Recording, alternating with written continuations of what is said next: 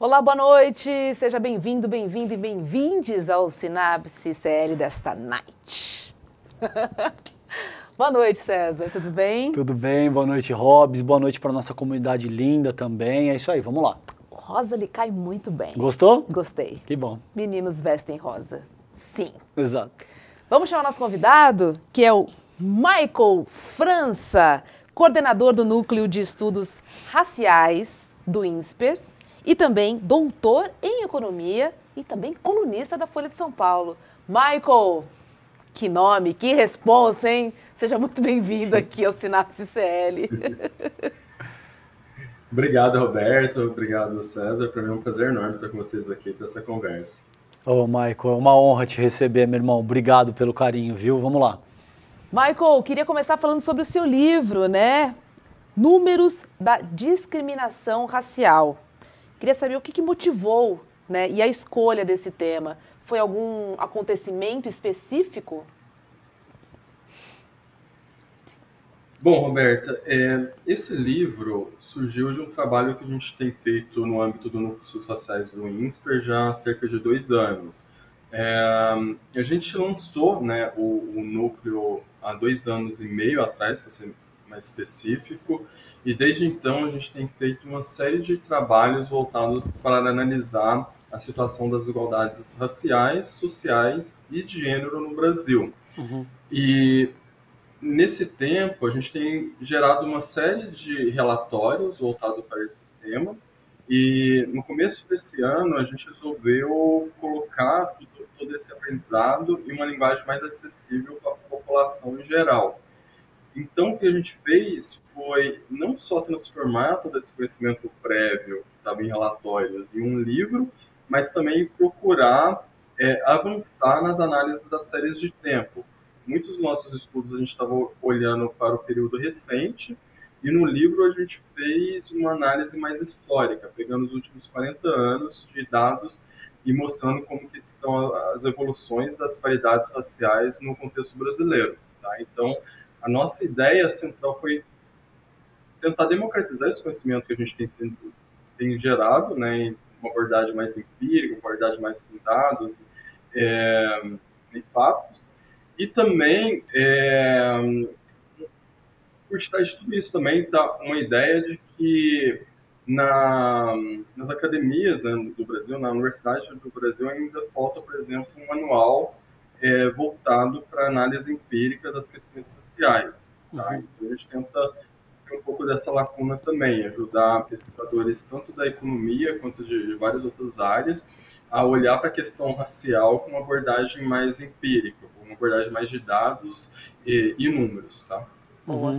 Ô, Michael, e o que você pode compartilhar com a gente nesse sentido? Eu sei que é muita coisa, né? A ideia não é trabalhar o livro inteiro aqui no programa, mesmo por conta do efeito de tempo que a gente tem aqui, mas o que você pode ressaltar entre as principais descobertas e conclusões desse material que você está publicando agora? Olha, César, eu acho que chama muita atenção a persistência das disparidades raciais ao longo do tempo. Tá? Então, eu, como pesquisador da área, a gente estava olhando muito para o período contemporâneo, vendo essas disparidades raciais, né? Mas eu não imaginava que quando a gente começasse a olhar uma série histórica mais longa, a persistência ia estar tão acentuada. Tá? Então, por exemplo, quando a gente olha para o mercado de trabalho e olha os últimos 40 anos, o que a gente percebe? A gente percebe que quando a gente tira o que a gente chama de média não condicional, que é basicamente a diferença de salários entre brancos e negros, desde 2010, negros estão ganhando ali em torno de 50%, 45% a menos do que brancos, tá? Desde 2010. Mas isso é o que a gente chama de média não condicional, porque pega basicamente só uma diferença ali de médios entre brancos e negros. Mas a gente sabe, por exemplo, que negros estão em maior percentual na região norte e nordeste, onde que tem um custo de vida, né, relativamente mais baixo, um salário relativamente mais baixo, e brancos estão mais na região sul e sudeste, onde que os salários são mais altos. Então, isso pode afetar a desigualdade racial. Além disso, a gente sabe que, por exemplo, idade impacta nos salários, a gente sabe que gênero impacta nos salários, que educação também impacta, apesar de a gente ter uma convergência ao longo do tempo entre os anos de estudos, entre brancos e negros, negros ainda têm um nível um pouco menor de educação. Então, quando a gente controla para todos esses fatores, a gente tem o que a gente chama de média condicional, tá? E aí o que a gente encontra é basicamente o seguinte: quando a gente compara então indivíduos relativamente semelhantes produtivamente no mercado de trabalho, negros ganham em torno de 14,25% a menos do que branco. E isso está persistente nos últimos 40 anos. Ou seja, a gente está falando de um país que teve redemocratização, que teve governos da direita, teve governos da esquerda, e o gap racial, né, a desigualdade racial no mercado de trabalho permanece relativamente constante, em torno de 14,25%, quando a gente compara indivíduos relativamente parecidos. Esse número é pequeno, a gente já começa o livro fazendo uma pequena provocação, que é: imagina então se eu sou um indivíduo branco, pego esses 14,25% que eu ganho a mais e invisto em algum título de renda fixa. Depois de, a cada 5 anos, 6 anos, por exemplo, dependendo da rentabilidade da renda fixa, eu posso tirar um ano sabático, tá, de férias, que o patrimônio dos negros não vai alcançar o patrimônio dos brancos. Nossa. E, Michael, você está dizendo aí, então, que nas últimas 4 décadas, né, a desigualdade de renda entre negros e brancos continuou igual. E aí eu te pergunto, as políticas públicas têm falhado, então? Então, essa é uma boa pergunta, Roberta, porque, assim, uma das grandes conclusões que a gente tira do livro é basicamente essa: se a gente for realmente querer construir uma sociedade e equalizar as oportunidades entre brancos e negros, a gente tem que começar a repensar as nossas políticas públicas. Por quê? Porque se a gente olhar para o cenário racial, o que a gente percebe, por exemplo, é que você tem via democratização do ensino superior, via cotas, via todas essas políticas, a gente teve uma ascensão social de parcela da população negra e parcela da população desfavorecida. Dos brancos, por exemplo, eles vieram de uma situação mais favorecida em ensino público, por exemplo, conseguiram ascender socialmente via universidades, via ensino superior. Mas quando a gente olha para a população, esse é um número muito pequeno, tá? É um percentual muito baixo da população, e a grande massa da população está ficando para trás, tá? Então, se a gente quiser realmente avançar como sociedade, a gente tem que parar de deixar essa população para trás. Então, quando a gente olha para a educação, por exemplo, a diferença em termos de aprendizado entre brancos e negros está ampliando ao longo do tempo. A gente não está conseguindo fechar o gap de aprendizado. Apesar de, por exemplo, a gente estar conseguindo fechar em termos de anos de estudo na escola, a gente não está conseguindo fechar em termos de aprendizado. Isso impacta muito a dinâmica econômica ao longo do tempo, porque a gente está num contexto em que o progresso tecnológico está destruindo aquelas ocupações de menor qualificação e aumentando o prêmio salarial das profissões com maior nível de escolaridade, tá? Então, o próprio progresso tecnológico pode afetar as disparidades raciais ao longo do tempo, visto que no sistema educacional a gente não está conseguindo equalizar o aprendizado, por exemplo, entre brancos e negros. Então, quando a gente olha para várias dimensões, a gente não pode dizer assim que a gente está conseguindo criar uma sociedade mais justa, mais igualitária, tá? Então, a gente tem que realmente repensar nossas políticas públicas se o objetivo de fato for incluir não só a população negra, quanto os mais favorecidos também. César, deixa eu só emendar rapidamente, claro, porque faz parte dessa pergunta sobre políticas públicas. Eu queria entender com o Michael em relação ao sistema de cotas, a lei de cotas. Porque a gente viu um acesso maior da população negra nas universidades, mas talvez isso não se reflita no ensino médio e em outras graduações. Eu estou certa, Michael? É por aí ou não? Então, Roberto, essa pergunta é muito importante, porque assim, tanto a política, não só a política de cotas, mas a política de democratização do ensino superior, expansão de universidades, permitiu com que parte da população que antes era o acesso ao ensino superior era uma coisa muito distante, né? Então, se eu for parar para pensar, Brasil, década de 90, início dos anos 2000, ensino superior basicamente era uma coisa só para elite. Tá? Era muito difícil você ver pessoas com origens favorecidas e negros nas universidades.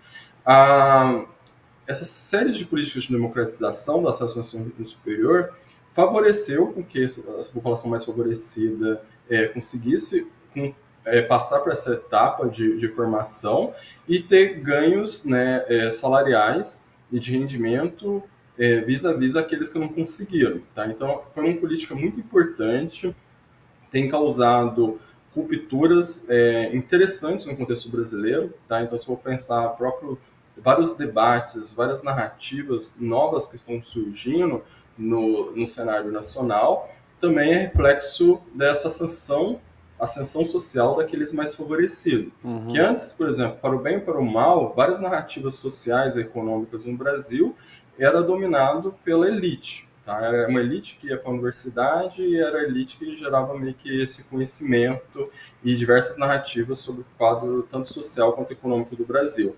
Agora a gente tem um confronto de narrativas também vindo dessas pessoas com origens mais favorecidas e negros também, entrando no debate público quanto a diversas posições e trazendo novas perspectivas, que é muito saudável para a gente começar a pensar o Brasil em maior profundidade, tá?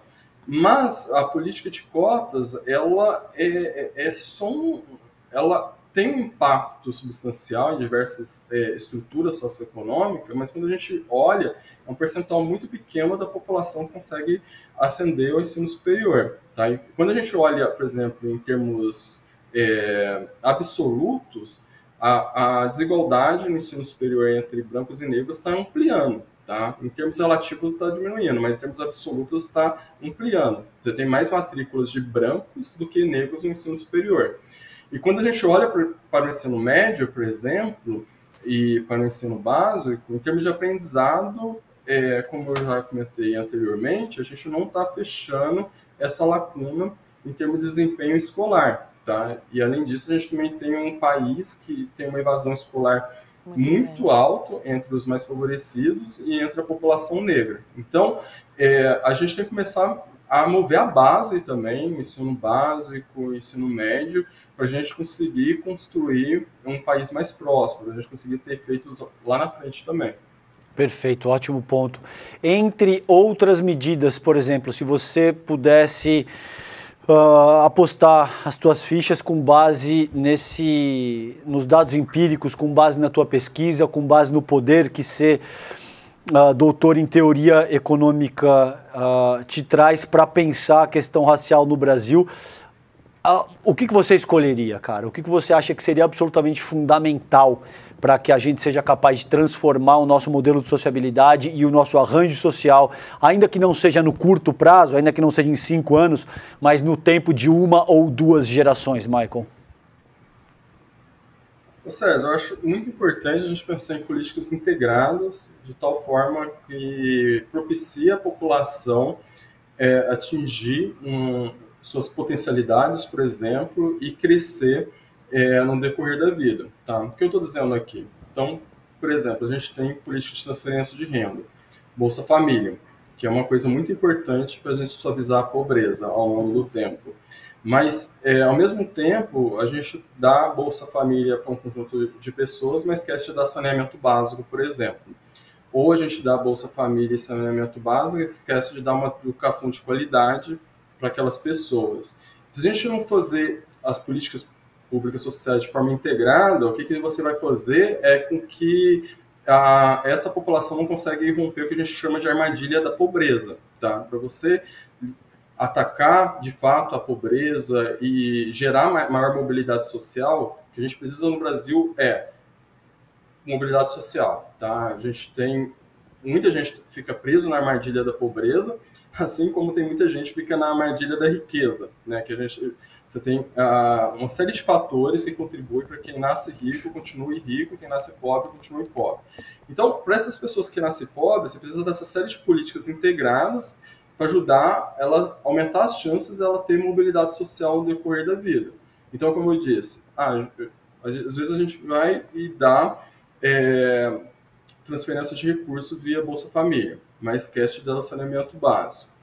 E a gente dá o saneamento básico, mas às vezes esquece uma coisa bem básica, que é, por exemplo, garantir os direitos reprodutivos nas periferias. Em muitas periferias do Brasil, você tem uma taxa de gravidez na adolescência muito alta, tá? O Brasil é um dos países da América Latina que tem a maior taxa de gravidez na adolescência, tem uma taxa muito alta.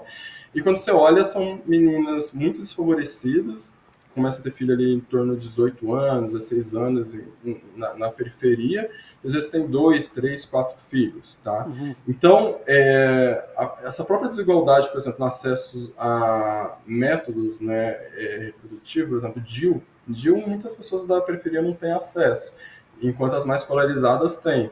Isso pode ter um impacto brutal no desenvolvimento de muita gente em situação mais periférica. Então, voltando para a questão da armadilha da pobreza, você tem muitas pessoas periféricas, moram na favela, que tem filho relativamente cedo. Isso tira tanto a moça quanto muitas vezes o rapaz da escola.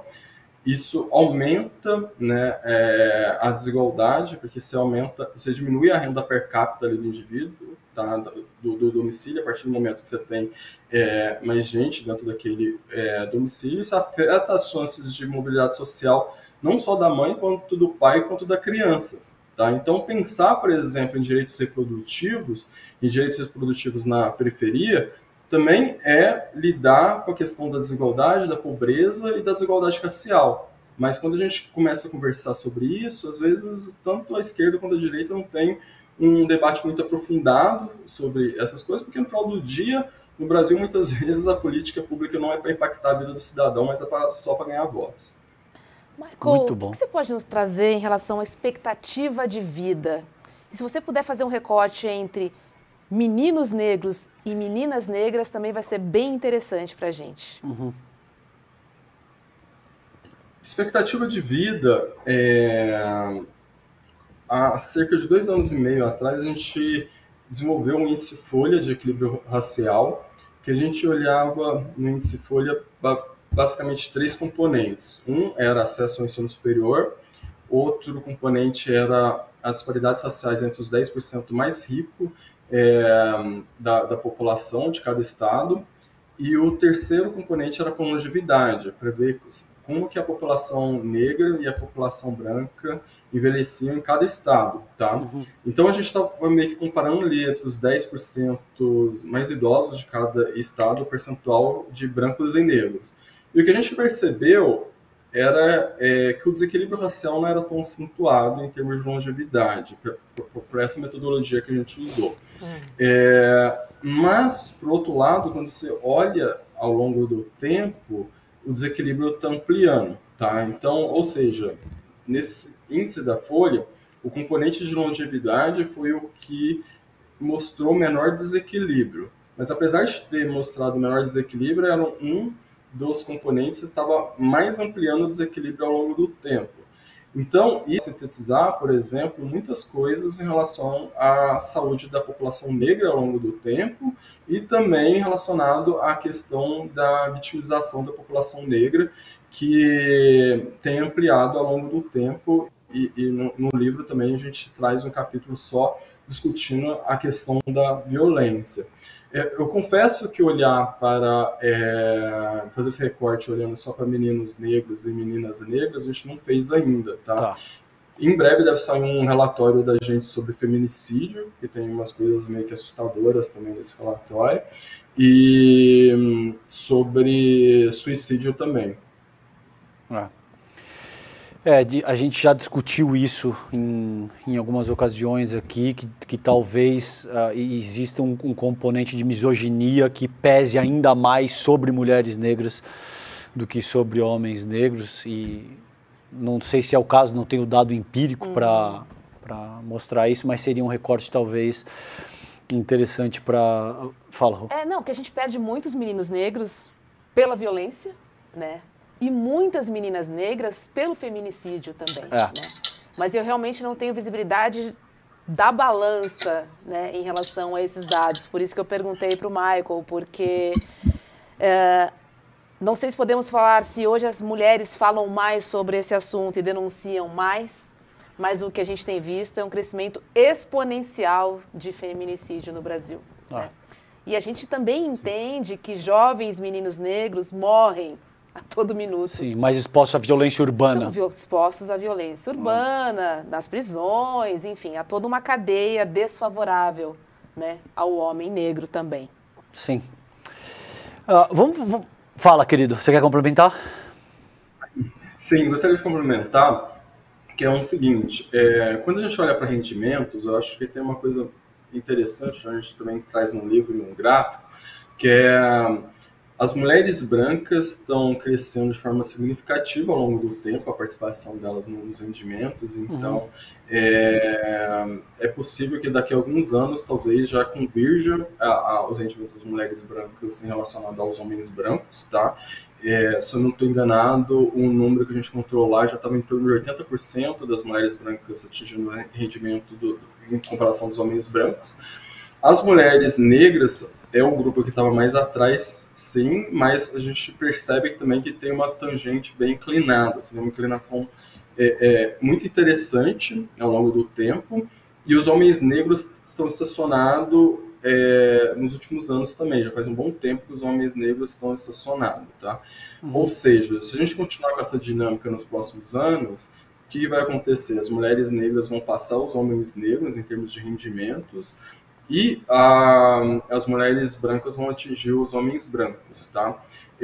Eu acho esses dados interessantes porque as mulheres, né, negras no Brasil, principalmente em relação ao feminismo negro no Brasil, acho que tem feito um trabalho fantástico, tá? Tem muita coisa para ser feita ainda, existe um trabalho árduo ainda para a gente avançar como sociedade, mas aparentemente todo esse trabalho que tem sido construído coletivamente pelas mulheres negras no Brasil, a gente já está presenciando em algumas variáveis socioeconômicas, tá? Daí a importância do trabalho que você faz, por exemplo, da tua militância, da tua luta. Aqui você tem um doutor em teoria econômica te dizendo que isso já se reflete através de dados empíricos. Notícia boa, muito boa, Michael, estimulante, inclusive, depois que perdemos a vaga no STF, mas tudo bem, esse é assunto para outro programa. Essa luta continua. Michael, vamos falar de desequilíbrio racial na política institucional, cara? A gente sabe que existe um desequilíbrio, enfim, no espectro político-ideológico inteiro, mas me corrija se eu estiver errado, eu acredito que esse desequilíbrio seja ainda mais agudo nas forças que se identificam à direita no espectro político-ideológico. É um tanto quanto óbvio isso, eu percebo pela tua reação facial. Você tem dados a respeito disso? Porque também existe muita desigualdade racial na própria esquerda, né? No que diz respeito, sobretudo, à participação de mulheres negras na política institucional. Queria que você falasse um pouquinho disso para a gente, por favor. Ô César, esse ponto ele é bem interessante e tem um capítulo do livro que a gente também trata um pouco sobre isso. No ano passado a gente gerou 2 relatórios meio grandes, olhando para a desigualdade tanto racial quanto de gênero nas eleições brasileiras, que ajudou a causar bastante debate, né, sobre o assunto. E uma das coisas bem interessantes que a gente encontrou foi meio que assim, tem um lado positivo, que tanto mulheres quanto negros estão se lançando mais na política institucional. E nesse aspecto, o desequilíbrio em termos de candidatura da esquerda, ele é bem menor. Mas quando a gente olha para aqueles que são de fato eleitos, o desequilíbrio racial da esquerda é igual ao da direita. O desequilíbrio racial do PT foi igual ao do PSDB, para você ter ideia. E aí o que acontece? A direita acaba lançando menos candidatos negros, tá?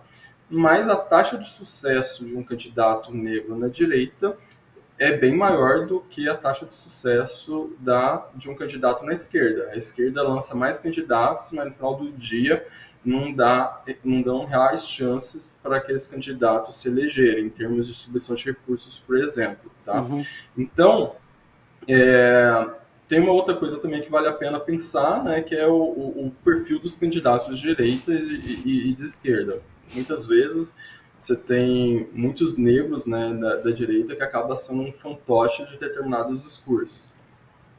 Muito interessante que o Michael falou, porque um dos impeditivos para você ter menos negros em campanhas é o dinheiro, né, César? Claro. Você tem que bancar a sua campanha. Claro. Né? E aí vai ao encontro do que o Michael está dizendo, porque, pelo que eu entendi aqui, a estratégia da esquerda, da direita, por ter menos candidatos, ela consegue ser mais colaborativa nesse sentido, porque ela não precisa compartilhar entre várias pessoas essa candidatura, esse apoio que eu digo. Agora, tem que ter grana. E aí já tem um gargalo muito grande. E tem um outro ponto que eu ressaltaria nesse debate, é que também os candidatos negros ou negras que saem pela direita são figuras que invariavelmente reforçam uma prática racista. São pessoas que estão dispostas, a gente viu vários exemplos, não diria nem na direita liberal. Agora, seguramente no bolsonarismo, os quadros negros envolvidos com o bolsonarismo são figuras que reforçam a estrutura... da branquitude. Exatamente. Né? Mas de maneira aberta, não é nem assim, é uma mensagem tácita aqui ou ali.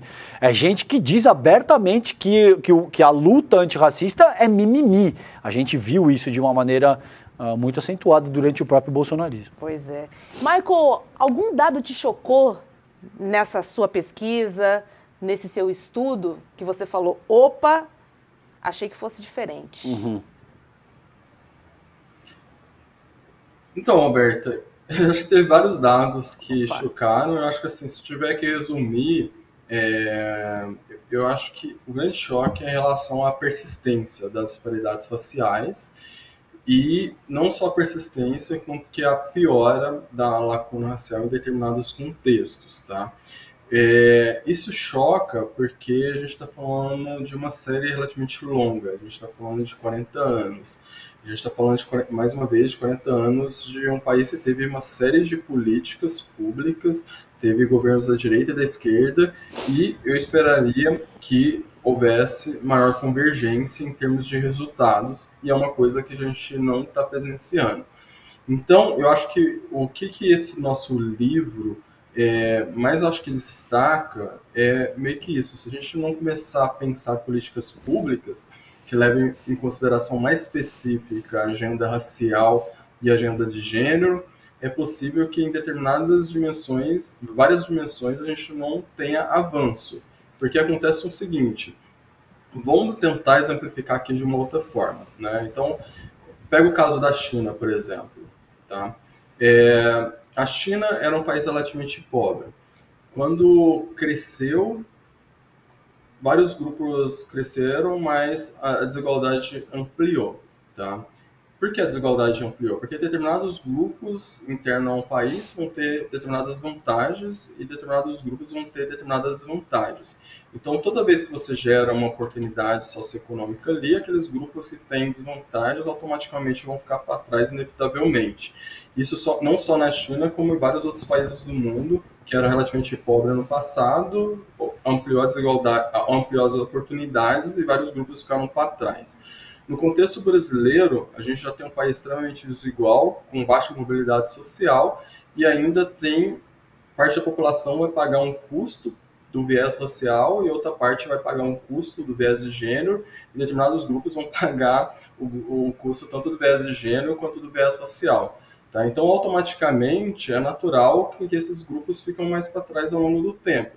Então, quando a gente olha, por exemplo, a educação, não é por uma questão de competência que os pretos estão ficando mais para trás. Tá? É uma questão que os pretos vão pagar ao longo da vida um viés racial, além de, muitas vezes, um viés social, tá? De discriminação social e desigualdade socioeconômica.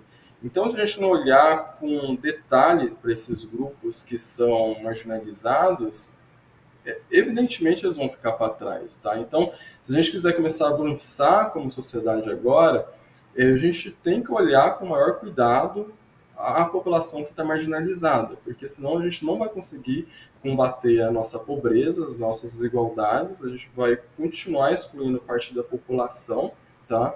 E isso faz com que a nossa prosperidade socioeconômica fique sempre a gente nunca conseguiu atingir uma prosperidade socioeconômica, que tem um grupo muito grande que estão vivendo na margem da sociedade, não consegue se desenvolver, não adquire competência suficiente, fica abaixo do seu potencial, e quem perde é a sociedade como um todo. Uhum. Ao encontro disso, e eu já tive esse debate contigo, Robes, eu gostaria de ouvir de você, Michael. Eu honestamente tenho dúvida se a representatividade estética e cultural avança no sentido de colocar, por exemplo, pretos e pardos em posições de poder de fato. O que eu quero dizer com isso? Eu vejo, por exemplo, atrizes, apresentadores, por exemplo, do Jornal Nacional, só para dar um único exemplo aqui, que são negros hoje, e eu não via isso, por exemplo, no meu tempo quando eu era criança, por exemplo. Isso não acontecia, você não tinha nenhum único apresentador negro no Jornal Nacional. Era Glória Maria e ponto final. Bom exemplo. Ok, talvez tinha a Glória, que foi a referência pioneira nesse sentido, mas isso era absolutamente incomum, para dizer o mínimo.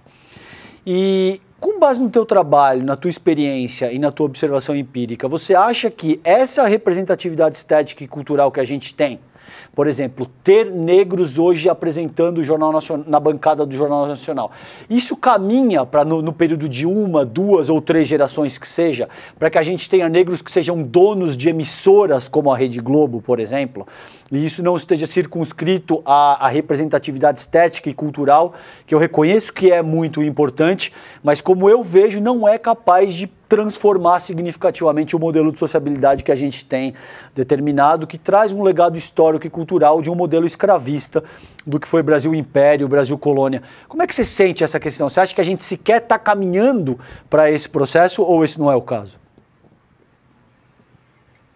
Então, César, esse ponto também é bem importante, porque ele conversa um pouco com um dos capítulos iniciais do nosso livro, que é a questão da quebra de estereótipos, né? Então, não é à toa que um dos capítulos iniciais do livro, no início da discriminação racial, a gente traz, por exemplo, dados sobre uma amostra realizada por universidades do Brasil, mostrando o quão estereótipos raciais ainda estava acentuado entre estudantes universitários no ano de 2000. Uhum. Então, por exemplo, com a perspectiva de que negros eram mais atléticos, mais alegres ou mais musicais. Então, um exemplo clássico, assim, eu, por exemplo, todo Uber que eu pego, basicamente o pessoal me pergunta se eu sou músico ou se eu sou ator da Globo, né? Então, porque tem muito essa conotação ainda de estereótipos de associar negro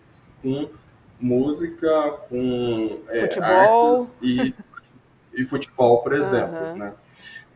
Então, quando você tem por exemplo, médica negra, quando você tem uma engenheira negra, isso ajuda a quebrar estereótipos, tá? Isso ajuda não só a população branca, quanto a população negra também começar a ver os negros de uma outra forma, ver que os negros conseguem performar bem em outras atividades, tá?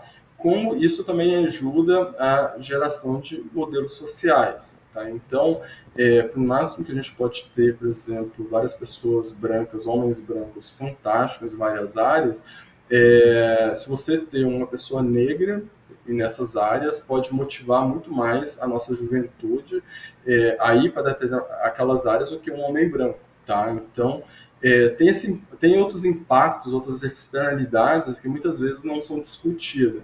A questão da representatividade não é só você levar a questão das vivências para determinada área.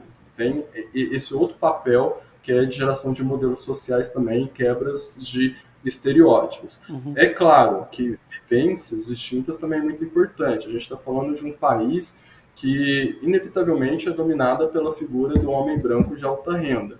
Por máximo que esse homem branco de alta renda pode ser bem intencionado para realizar impactos sociais, parte deles, né, que eu acho que não é toda parte que é bem intencionada, mas Sim. Vamos dizer assim, mesmo que você pegue essa parcela que seja bem intencionada, esse homem branco de alta renda pode ter alguns vieses, que é o viés de classe social o viés de gênero, tá? E o viés racial. E isso pode afetar, por exemplo, no desenho de uma política pública. Muitas políticas públicas, o sucesso ou o fracasso estão nos detalhes. Então, você ter pessoas de outras origens, outras vivências, ajuda também não só na concepção de uma política pública, quanto na implementação e pode ampliar a eficácia. Tá? Então, grande parte considerável dos problemas sociais que a gente tem também é isso. Mesmo que a gente tivesse, por exemplo, fosse possível falar que em todos os espaços a gente tem uma figura de homem branco de alta renda extremamente bem intencionado, mesmo com boa intenção eles vão cometer muitos erros e esses erros vêm um pouco da vivência. Muito bom, César, mas eu acho que a gente caminha, viu? Assim, se eu puder responder também, adicionar aqui, claro. Eu acho que a gente caminha sim, mas são processos, né? Como você disse, só tinha a Glória Maria, hoje tem a Glória Maria mais 10, amanhã a Glória Maria mais 20, mais 30, né? Quando eu vou ao médico, por exemplo, eu sempre opto por uma mulher, sempre vou optar por uma mulher. Mas, assim, hoje eu também posso optar por uma mulher preta. Eu também não podia fazer isso lá atrás. Claro. Né? Então, eu acho que a gente... É um processo longo, que não começou em mim, não termina em nós, mas ele... Eu acho que tá ele acontecendo. Está acontecendo, eu vejo mesmo, assim...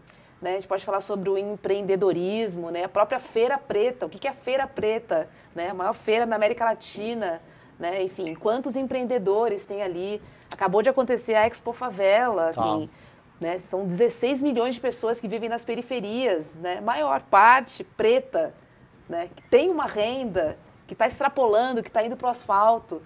Eu acho que tem um movimento chegando aí, acho que a gente faz parte desse movimento. Agora, de novo, não começou em mim e não vai terminar Claro. Muito bom. Michael, vamos falar um pouquinho da sua coluna na Folha de São Paulo. Queria entender há quanto tempo você tem sua coluna, como é que você escolhe os temas, como é que é o Michael colunista agora, vai. Bom, Roberto, a coluna Folha para mim foi uma grande surpresa, na verdade, porque tentando contextualizar rapidinho, vocês e os ouvintes, quando eu estava saindo do doutorado, eu estava com basicamente outros planos para minha vida. Eu estava extremamente cansado, exausto de passar muitos anos estudando. E eu só estava pensando em fazer concurso em alguma federal, de preferência que tivesse praia, para eu começar minha carreira de surfista. Aê! Exato. Comprar um sítio, ter uma vida relativamente tranquila. E aí eu comecei a fazer o meu pós-doc no INSPER, tinha a possibilidade de ir para fora do país também, preferi ficar aqui.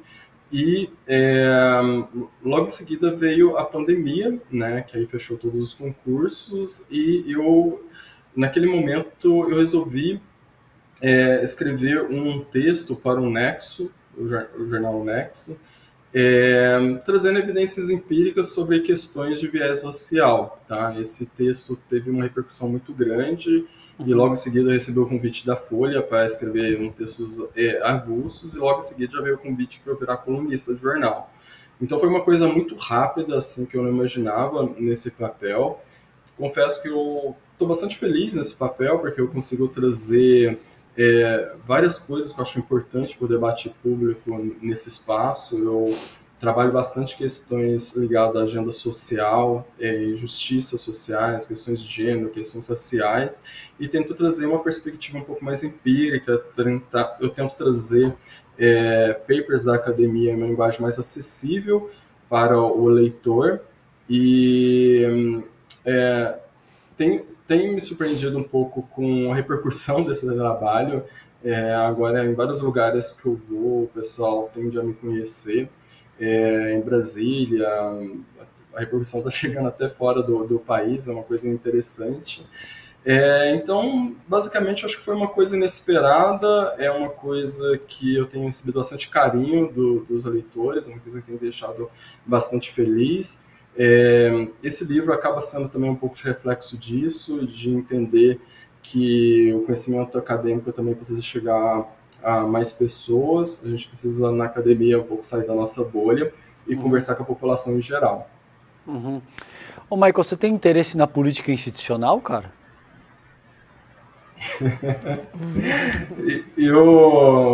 Eu comecei a comentar sobre isso ano passado, brincar com o pessoal que eu tinha interesse sim.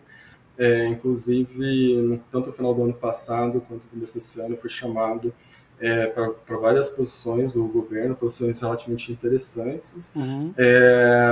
Confesso que se aproximar um pouco mais de Brasília, da política institucional, entender um pouco a lógica um pouco mais de perto, eu fiquei bastante decepcionado.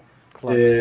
Me deu vontade de voltar para o plano inicial, que é... Ir para a praia, né? Pegar onda. Praia. Mas gente, então, e eu quero colocar isso para vocês dois. Esse é o problema. Porque a política institucional, ela tem essa capacidade incrível de afastar gente boa. As pessoas que percebem a dinâmica de funcionamento da política institucional e são sérias, tendem a não querer se envolver com isso. É porque é uma estrutura dura e eu não vou falar o resto da Você entende quanto Você entende quanto nefasto isso também é? Porque aí você acaba tendo um conjunto de pessoas que não tem lá muito escrúpulo republicano, vamos dizer assim, para eufemizar a questão, e que acabam conduzindo os rumos do país, entende? Então, isso também é muito complicado. Mais do mesmo, né, César? Exato. É isso que acontece. Alguma chance de você mudar de ideia, Michael? A gente está querendo te convencer a mudar de ideia, Michael. Não, eu estou deixando as portas bem abertas. Já recebi convite de alguns partidos para ir como candidato, mas como candidato eu acho que não seria um momento. Sim. Eventualmente, alguma posição como técnico, isso foi uma coisa que eu acho que eu conseguiria impactar a vida das pessoas, eu aceitaria, tá?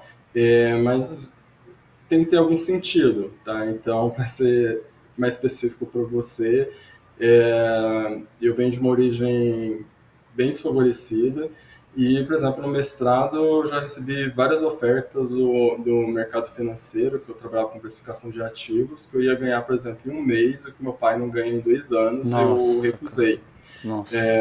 Recentemente eu tive ofertas para ir para fora do país, ganhar 5 vezes mais do que eu estou ganhando, e eu recusei.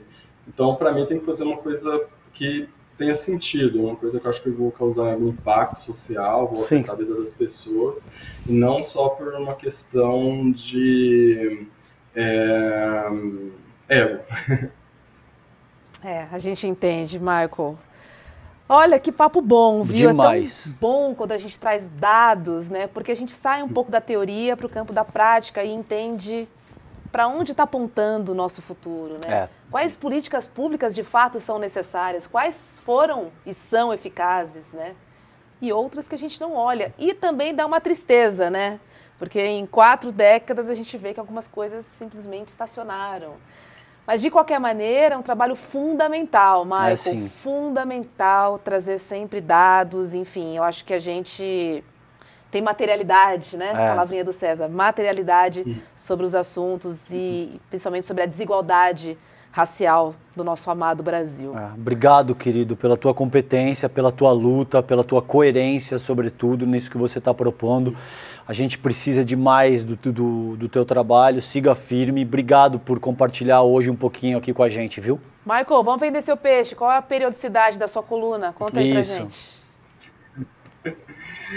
Obrigado, pessoal, primeiramente pelo convite. Eu fiquei bastante feliz em participar com vocês desse espaço. Ainda mais feliz pelas perguntas, por ter visto também que vocês olharam o livro, têm uma ideia do que está sendo discutido ali, tá? Porque às vezes as pessoas convidam a gente para falar e não tem muita dimensão do próprio trabalho. Dá para ver claramente que a pessoa não olhou nem para a obra, né? Tá ali só para uma participação.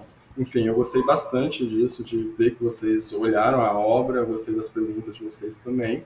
E em relação à coluna na Folha, a frequência quinzenal, eu saio às terças-feiras no caderno de mercado, tá? Apesar de ser caderno de mercado, eu trato, como eu já disse, de questões mais sociais.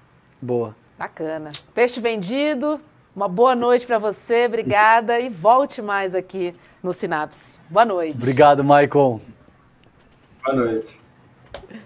Bacana, né? Muito legal, muito legal. Tem que ter esse livro aí, porque ele ajuda a gente, né, na condução das conversas. Sim. É sempre bom a gente botar o pezinho no chão e falar, olha, mas na verdade não é bem isso que você imagina, né? Esse dado que ele trouxe também, essa informação sobre a desigualdade racial na esquerda e na direita, né? E a gente vai entendendo também os bastidores dessa história. E às vezes desmonta coisas que a gente mesmo pensa e que na verdade os dados, olha, não é bem assim e tal. Então existe toda uma materialidade, como você muito bem colocou, que deve ser considerada. Daí a importância de ter intelectuais, pensadores, pesquisadores como o Michael que fazem esse trabalho.